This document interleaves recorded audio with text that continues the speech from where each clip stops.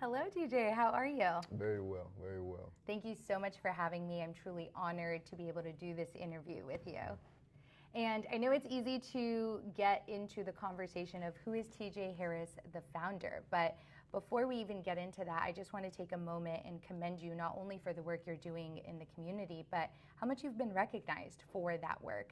And I know that you've received Community Advocate of the Year, you've received Activist of the Year, and also Man of the Year. Congratulations. Thank you so much. Thank you, thank you.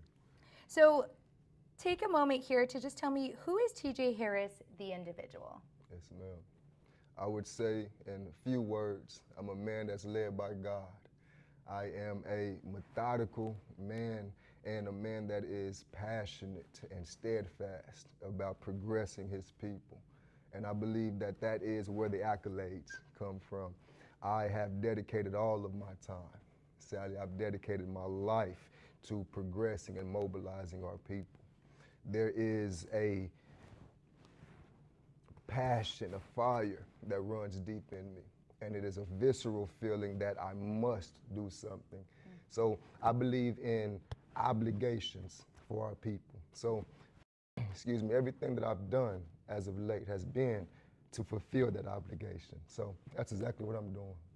Well, I think it's working because the community sees you, those who are honoring the people doing the work, they see you, and I really hope that you take that with great pride because we need people like you. Thank you so much. Thank you so much. I hold this obligation very near the heart. I believe in W.E.B. Du Bois, the talented 10th theory. I believe that there are destined leaders who must stand up and progress our communities and progress our people. And that is a badge that I wear with honor. Awesome. Definitely. Yeah, yes, that's ma'am. amazing. Well, speaking of heart and these deep passions and obligations, these are all usually rooted at our values. And so what shaped your values and what are those values? Yes, ma'am. Well, my story began in a very small town called Tulsa, Oklahoma, right? Black Wall Street. And growing up on Black Wall Street, where I went to a historically black elementary, middle school, and high school, my upbringing was extremely black and white. It showed me very early on the importance of haves and have-nots, the importance of how you think about yourself and how the world treats you. So having those type of values instilled in me, I knew that there was a call to action for our people. The history books tell you that, and the news channels today show you that. So I tell people all the time that when I became of age to sign myself up for the draft, I did it with no hesitation. I am so honored to be in a position to fight for the advancement of my people. So I do that with honor. Yeah, that's really deep because that means your story wasn't just, oh, you know, of course I care about our black people and our communities, but this is something from childhood that you've seen, which really shapes your perspectives in the world and how you go about the world. Yes, ma'am. So I hear that as an individual, but tell me a little bit, how did you start your journey? So once you became of age, you signed to the draft. Yes, tell me ma'am. kind of what started your journey from there. Absolutely. Well, my journey, my passion began, I would say, in the year 2012. 2012, my world changed forever. During 2012, a young brother by the name of Trayvon Martin was executed in the middle of the street. Yeah. And I saw myself and brother Trayvon Martin. We were about the same age, 13 to 14 years old. And when I saw that brother executed in cold blood, I knew that what the history books were telling us was not something that was of the past. Right. This is happening right now today, where our people are put into these cycles, perpetuated into these cycles of poverty and depression, right? And desperate times call for desperate measure. I had to do something. And because I understand that if nobody does anything, then nothing will ever change. I have to do something. And that's what BLAC is. It is a generation of new, passionate, intelligent, and dedicated young leaders who are adamant about progressing our communities. No more allowing our color, our race, and our circumstances to put us into these boxes. No more of that. This is a generation of young people who are committed to raising the standard, changing things forever. That's exactly what we're doing. Sounds like a deeper calling, not just the intellectual awareness and seeing what's happening around the world, but this is something that you felt inside. Yes, ma'am. That's deeper than purpose. That's calling. Absolutely. Absolutely. And so when you think about that, you know, few people really get these deep desires that I have to do something, which to me tells me you have a mission as an individual. There's purpose and that deeper sense of that calling. So what would you say is your mission as an individual? My mission as an individual is to do everything that I can to go back to the Most High God completely exhausted. That's my mission. That's my purpose. I want to use every talent, skill, ability, tangible that the Most High God has given me to advance our people, to progress society. So that's what I believe my calling is. And that is what we're doing at BLAC. We're a generation of young leaders who are adamant about progressing our community and pushing society forward. We need more Black inventors, engineers, doctors, attorneys, movers and shakers of society, and that's exactly what we're building. Absolutely. Yes, ma'am. So that means you're not exhausted yet. Not exhausted yet. Okay, great. Absolutely We not. still We're need just you to getting fight the good started. fight. Yes, Okay. ma'am. All right, amazing. Okay, TJ, so tell me a little bit why or how did you come about founding BLAC, and what is the mission of BLAC? Yes, ma'am. So I founded BLAC. BLAC was birthed in the year of 2020 after the very tragic death of George Floyd, right? The Black Lives Matter movement. I was a younger man at the time, and I understood that I had an obligation to do something. So what I started to do was analyze our communities. What is the core issue with our communities? And what I found was we never had an issue with talent, potential, or brilliance. The issue lies with identity. Strong communities need strong identities. What I made a personal mission to do was to eradicate, to erase, to destroy the stain of Blackness. How darker skin makes you innately less than. We have to destroy that type of ideology. That's our foundation for BLAC, right? So we follow a very simple model that is the blueprint to progress our communities. We call it the ISO model, right? ISO. Identity being the I, S being for skills, O being opportunity and ownership. That's how we mobilize and progress our communities. There's no other way. The I, the identity work that we do, foundational for us. Absolutely. We must be intentional about eradicating propaganda that was intended to have our people think that we were inferior, think that we were incompetent, undesirable. We have to wipe that out. Right. That's the very first step of BLAC. We replace those lies with truth, with history, and contributions of Black people. And then we have skill development. We must have some skills to pay the bills, right? We need to have hireable leadership skills so that we can progress. The last thing, perhaps one of the most quintessential right now in today's time, is access to ownership.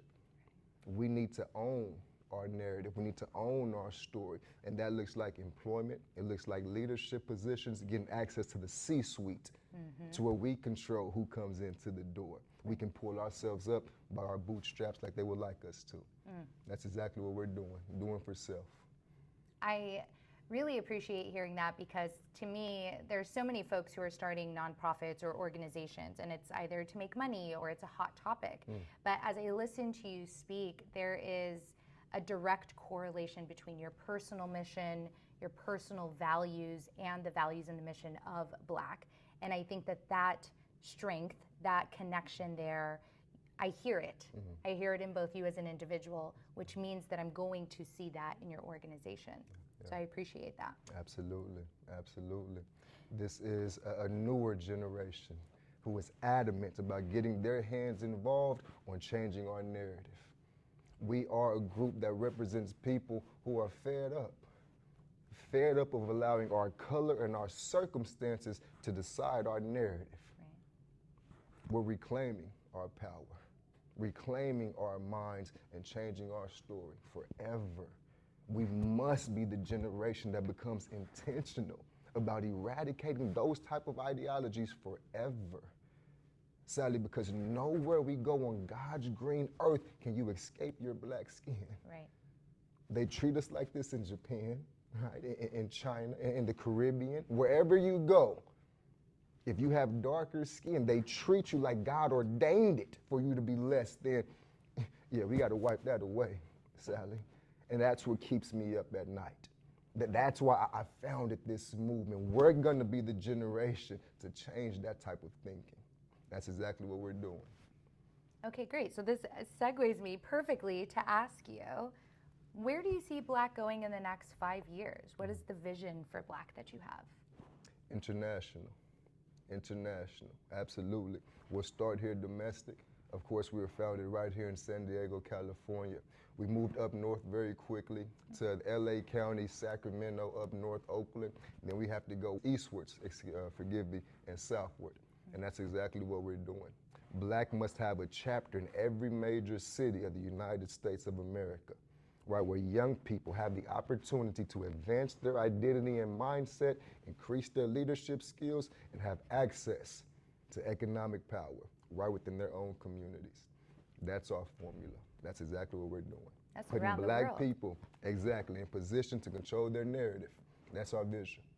That's great. Yes, ma'am. And the reality is black people are everywhere. There you go. In different countries, different states, different cities. And so, yes, we need this work and we need it international. So I'm going to hold you to it, GJ. Let's do it. Okay, you got to Let's be do it. exhausted by the Yes, time you're ma'am. done. Hey, that's the goal. Okay. That's the goal. Great. Okay, so we're going international. Yes, ma'am. I believe in your mission. I believe in the vision, both as a person and as a resident of San Diego. But help me understand and help our viewers understand, how does BLAC help someone develop, and what is that process? Absolutely. So our very first step, when you come into BLAC, we're going to help you reclaim your mind, build a strong foundational mindset. That's our cornerstone. Being able to eradicate the notion that your color or your circumstances makes you inferior. First step, we want to wipe away that type of ideology and replace it with truths. We call it positive psychological training. That's our foundational piece. The next step we need to do is teach our young people hireable skills, how to lead a room, how to come in and take over a system or an organization with tangible skills. That's our second step, skill development. The last step, access to opportunity, access to ownership for our community. For us, that looks like being able to raise up our best and brightest leaders and not send them to La Jolla, not send them to Mission Beach. Outside of our community, we want to keep them right here. We raise up our best and brightest leaders and employ them right within our own communities, right? We keep that talent, we keep that type of ideology, wherewithal, right within our own communities. And that's the cycle, and that's what BLAC does for our leaders. Yeah, Yes, absolutely. ma'am. And so when someone completes BLAC, I understand they're going to get a sense of their identity, they're going to develop some skills, and they're going to get access to opportunities. Yeah. But what would success look like for someone who completes BLAC? Yes, ma'am. Success for us looks like having thorough, strong sense of self, culture, and esteem, first and foremost. You're going to leave with a higher sense of self and cultural self-esteem with BLAC. You're going to have the skills to pay the bills, leadership, communication, strategic thinking skills. And then lastly, we want to connect you with local opportunities, employment, so that we can be able to take our own narrative and have it in our own hands, right? So for us, it looks like being able to have social economic opportunities that are owned and operated by our community members, people that look like us and think like us, right? So for us, the full cycle of a BLAC participant looks like having a thorough sense of self, having hireable and tangible skills, and then being employed or connected right within our own communities, right? And that looks like them being in position to take care of their own narrative. And that's what we're doing, Sally. And what I'm hearing is this is generational, right? The hope, the expectation, the work we're doing is we're not just teaching the younger generation. We're teaching them and empowering them in order for them to keep it going and to pay it forward. There you go. Yes, ma'am. And it's a never-ending cycle, right? And the beginning, the base of that cycle is how we think about ourselves. Nothing else matters, Sally. I can teach these young individuals all the skills that they can muster, how to turn a wrench, how to do a 501c3.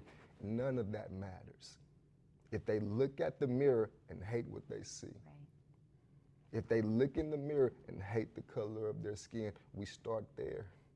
We start there, a thorough sense, a positive sense of self, then I can teach you some skills. Right. Skills to have you not being dependent, but independent. You are the master of your fate. That's phase 2. Lastly, we have to get you in position. We must get you to have access to opportunities, access to leadership, and that's exactly what BLAC is doing for our individuals. Yes, ma'am. Absolutely. Okay, I can easily sit here and talk to you all day about this. Sure. I'm sure you can too. Yes, ma'am. I hear the passion in your voice, which I think we feel the conviction. It's not just something I'm hearing, I feel it when you're talking. So to end, please tell me, why is leadership and identity development so important, not only today and in today's time, but more so for our Black young professionals? Absolutely. Every second that goes by, it is putting us in position of having irrefutable damage, irreversible damage done to our community. We don't have any time to wait, Sally. And when you look at the timeline, from slavery to Jim Crow to redlining to the civil rights movement, it's on us, Sally. Right after we had the war on crime, the war against our communities, the crack epidemic, when you look at the timeline, it lands right here today, Sally. So that's why we have no time to waste. We talk about this in our symposiums. By the year of 2053, Black people, our people, are at risk of having a $0 net income. Wow. In 2053, that's a few years, Yeah. Sally. A $0 net income. All of us together, we have no time to waste. Our ancestors fought so hard with so much tenacity, they've passed the baton. We have no time to waste. And then the thing is, I'm so sure, positive, that this generation can acquire the exact results that we want, to be able to permanently erase that stain of Blackness. Erase the notion that darker skin makes you innately less than, and that's exactly what we're doing here at BLAC. Sally, so I tell people all the time, BLAC is not just a beautiful name. It's the exact framework, the exact model that will get our people to progression, mobilization, and self-sufficiency, right? The B stands for build the environment. That is where we control the content that we consume. Yeah, our children need to see affluence, intelligence, and organization from our people. The next thing we have to do, the L, is for learn the skills.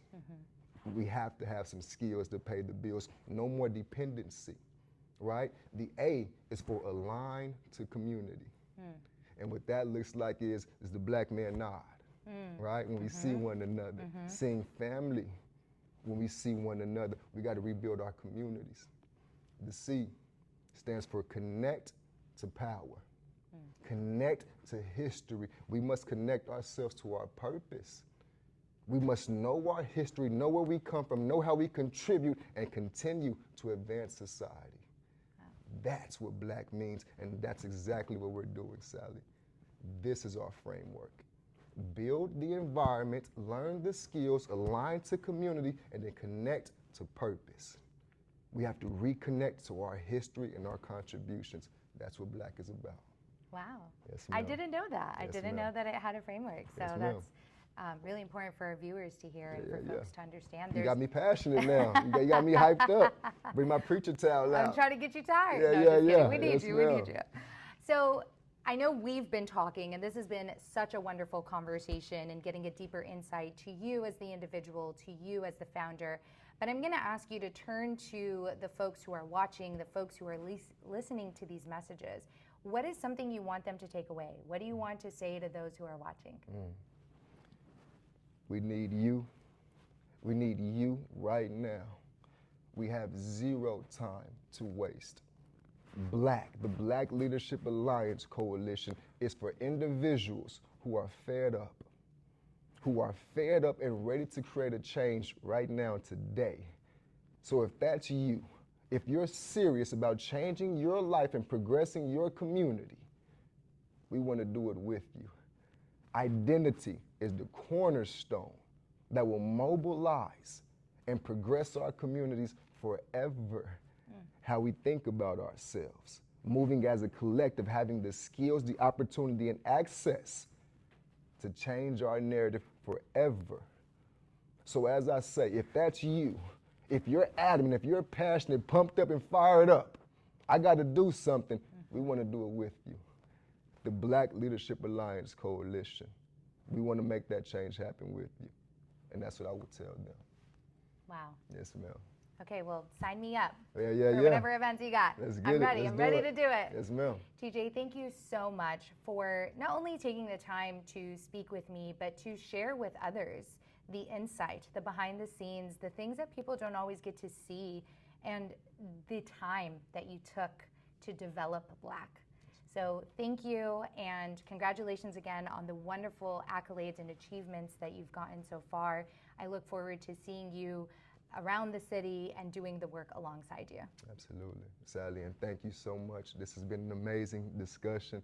I cannot thank you enough for what you bring to the community and you bring to our emerging leaders. So this has been a joy and a pleasure to sit down and talk about what we love so much, right? The commonality of pushing our communities forward, Sally. So it was a blessing and honor for me as well. Thank you for your time. Thank you, TJ. Yeah, thank you so much.